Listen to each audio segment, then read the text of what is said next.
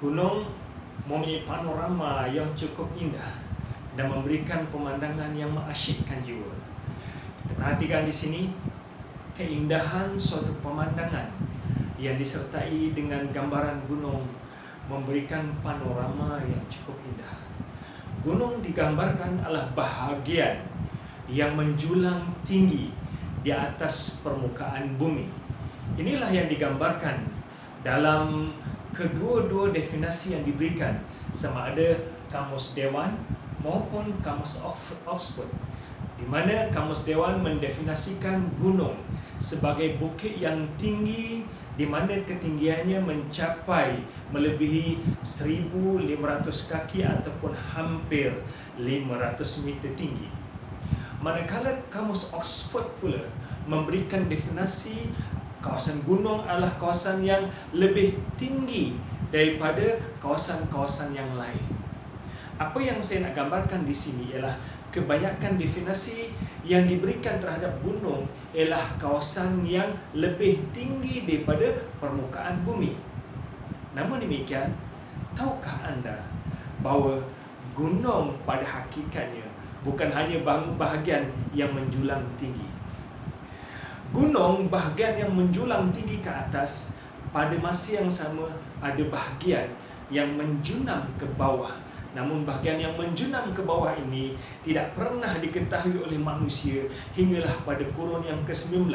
Pada tahun 1850 baru diketahui bahawa ada bahagian gunung yang menjunam ke bawah.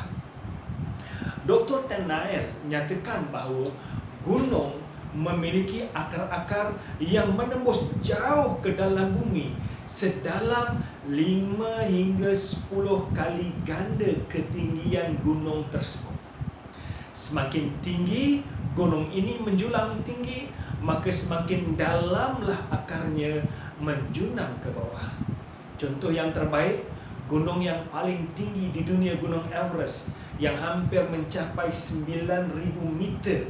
9,000 meter kedalaman ia menjunam ke bawah mencecah 129,000 meter.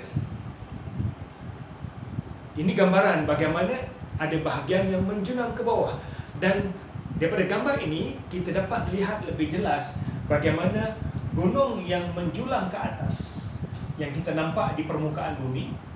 Bahagian bawahnya ada bahagian akarnya yang menjunam ke bawah.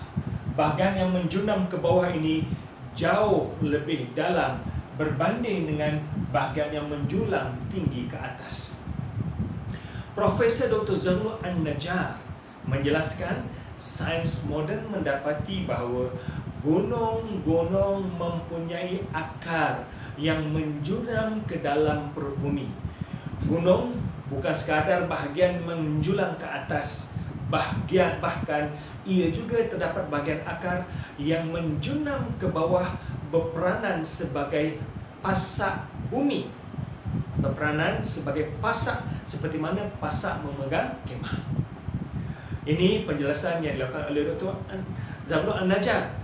Dan penemuan ini selari dengan apa yang Allah SWT jelaskan dalam surah An-Naba ayat yang ke-6 hingga ayat yang ke-7. Allah SWT berfirman, alam naj'alil arda mihada wal jibala autada. Bukankah kami bentangkan bumi ini sebagai hamparan dan kami jadikan gunung sebagai pasak. Apabila kita lihat kemah, kita bina kemah, bahagian hujung kita letak pasak. Pasak adalah untuk memegang kemah supaya tidak jatuh.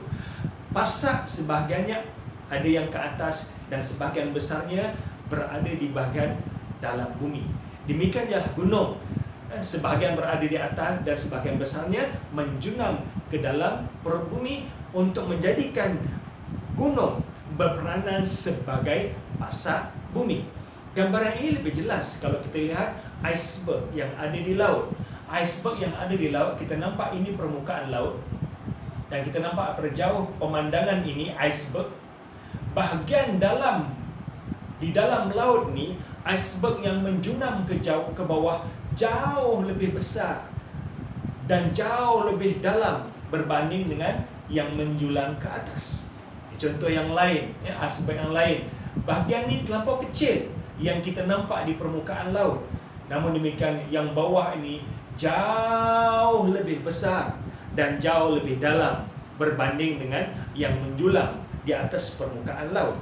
Contoh yang ketiga, iceberg yang ketiga, kita lihat bagaimana kita nampak kecil saja di atas permukaan laut. Seandainya kita naik kapal dan kita berlayar di kawasan ini, kapal kita pasti akan berlanggaran dengan iceberg yang berada dalam laut, walaupun ia tidak kelihatan sebab saiznya lebih besar.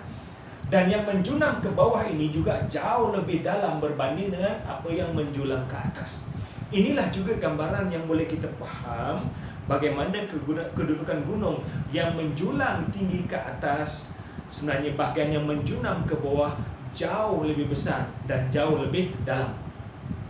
Asy-Syaikh Qutb dalam Fizil Al-Quran menyatakan bahawa penciptaan gunung ganang sebagai pasak-pasak bumi untuk meneguhkan kedudukan bumi supaya tidak terombang-ambing apabila berlaku gempa bumi.